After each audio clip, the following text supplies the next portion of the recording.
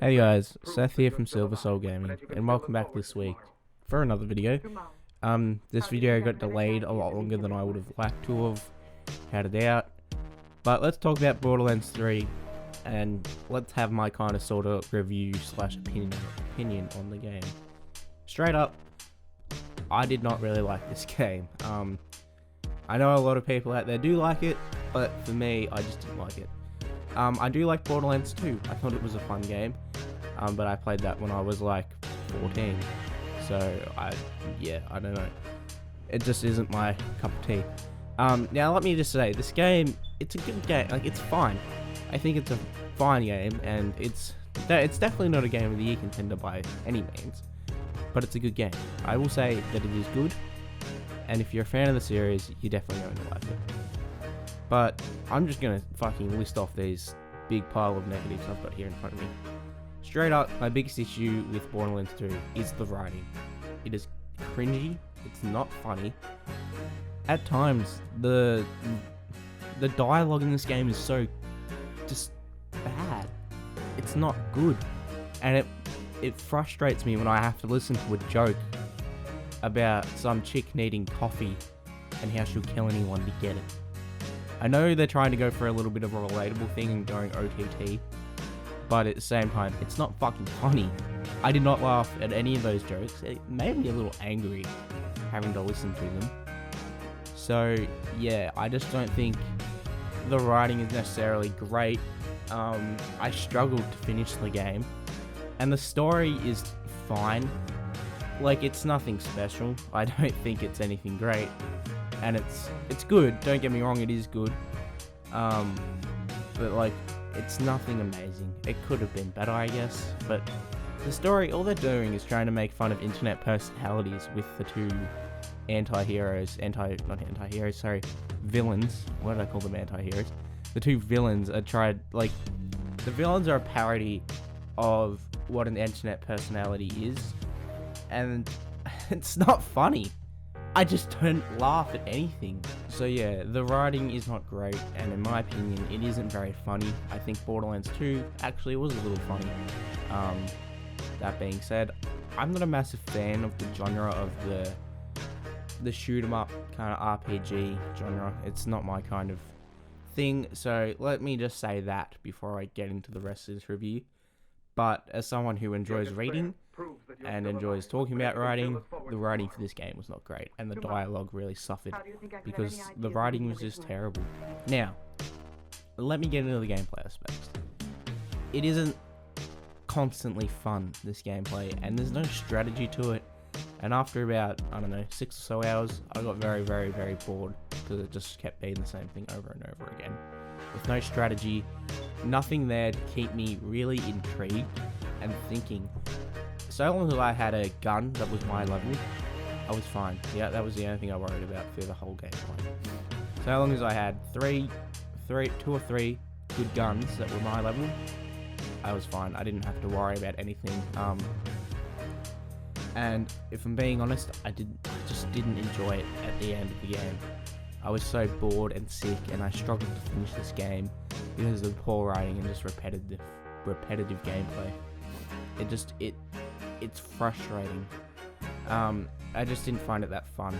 It's fine. I think it's definitely fun at first. I definitely found it fun.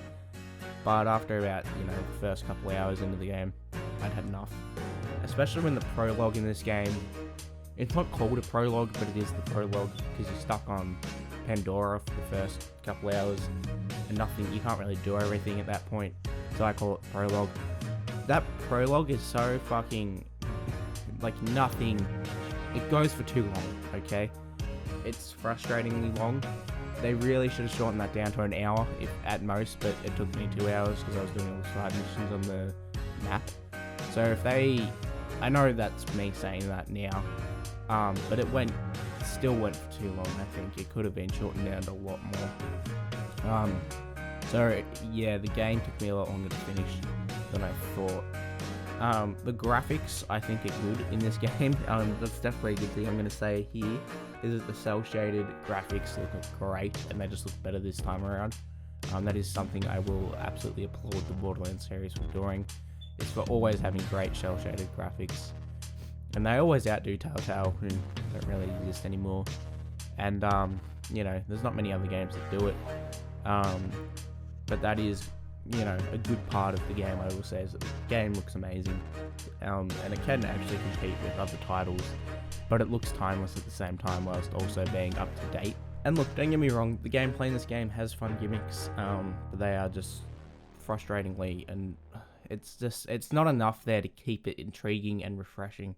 And yeah, look, the upgrades in this game kind of pointless. They're not pointless as per se, but they feel like they don't do anything to the gameplay unless you dump in a ton of points in them at first. If you dump in like 5 or so points into one, you're gonna get something good, but if you dump one in, it's pointless. And especially when you've got these massive skill trees to pick from out of 3, it's just not that fucking good. Like, it needs to be better. And then on top of that, the UI, the user interface in this game is fucking atrocious to use, and it's frustrating when you're like trying to move around in this shitty fucking menu that's hard to use, and it's hard to keep you intrigued, and I just constantly felt bored looking at it. I just didn't enjoy that, you know, it that much. Like, I don't know, I just didn't quite like that bit. The whole upgrade system to me felt tacked on at the end. I know it's been in like every Borderlands, I think, but it felt half-assed. Look, the upgrades in this game could have been far better than they actually were. I played as Amara. The upgrades, I don't know, whatever, they were fine. A lot of them were kind of about just like boosting everything rather than actually giving me something. And even with the boosted stuff, I still felt like I was getting my ass handed too many times. It was frustrating. But yeah, that's all I've really got to say about upgrades. Personally, I think it could have been done far better. And I think they might need to look at changing that for the next title. And other than that, I think that's really my main issues on the game. A little side issue that I had was that there's no lore explanation, and I think that's gonna confuse returning players. Not returning, sorry, new players. The lore in this game, you don't need to know it necessarily. I think they did a good job at, you know, not needing to know it, but it's really gonna help intrigue people. And look, it's not a must-have, but it would have been a nice little, you know, thing to have in there. Maybe just have a little menu for people who want to learn about it, or maybe have a fun way for people to learn about, like, past lore about the games. Or if you are that intrigued, I guess, go watch a YouTube video. But I think some kind of lore, kind of explanation, you know, have a look at this will tell you, would have been good. I might have missed it. If there was one, but I didn't see one in the whole game. So I do apologize if I got that wrong. But yeah, some kind of lore explanation would have been nice. For me personally, it would have helped keep me intrigued in the story, I think. I don't know a lot about Borderlands. It's not my favorite franchise, and as you can tell from the review, I'm not being, like, you know, biased to the thing. And I'm definitely not being, you know, like, oh, fuck this game, whatever. I just didn't think it was that good of a game, and I didn't have that good of a time playing it. And I was very reluctant to play the game, but I still played it, and I still finished it. I struggled at the end, but I still finished it. Look, overall, I've just got to say, Borderlands needs to have more of a personal story, in my opinion.